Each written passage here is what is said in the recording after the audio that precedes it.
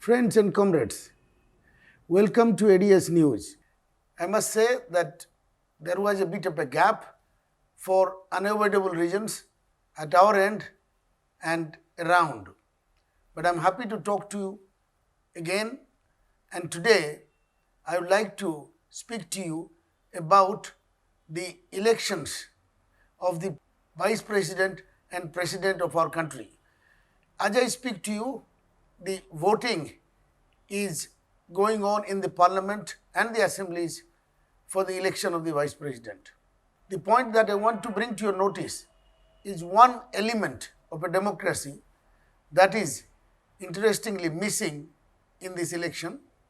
I did write about it during the election of the Honorable President Draupadi Murmu, who is having this highest office in our country today.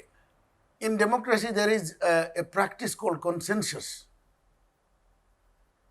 and that is important.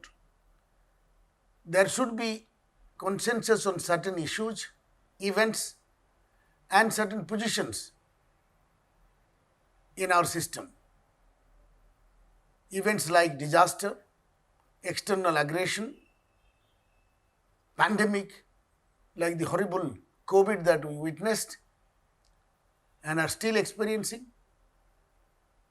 and positions like the President, Vice President, and speakers in the parliaments and the assemblies. And the institutions like ED, CBI, courts, they should be above party politics because they are supposed to act impartially without fear or favor of any political party. We also have symbolic institutions, our national emblem, national flag, and activities like sports, where when our country wins in a cricket match, the whole country is euphoric about it. That brings us together emotionally. They might have symbolic value, yet there is a sense of nationalism and a feeling of togetherness, what we may call consensus of mood in such events. There are three things in having a consensus because it is not automatic. Admittedly, democracy is a contested political system. Several parties contest in elections to occupy the political space and positions. Yet, on certain occasions which involve our national imperatives, as I mentioned, we should have consensus. Consensus has three elements or three steps to go through. One is inclusion. You include everybody, all the stakeholders in the process. The second step is participation. You make room for each stakeholder to participate. And third step is collaborative. You really cooperate with each other. These elements may sound pedantic, but one has to go through this drill to construct consensus. Now look at presidential election. There were three elements in that election. One was about party politics, the ongoing obvious tension between the parties, mainly the ruling party and the opposition.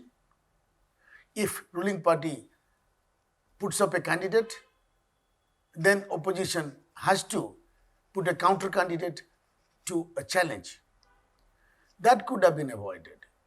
One is not aware if the ruling party reached out to the opposition, although they appointed two ministers to explore consensus with the opposition, and whether the opposition also reciprocated or tried to talk to ruling party to build a consensus.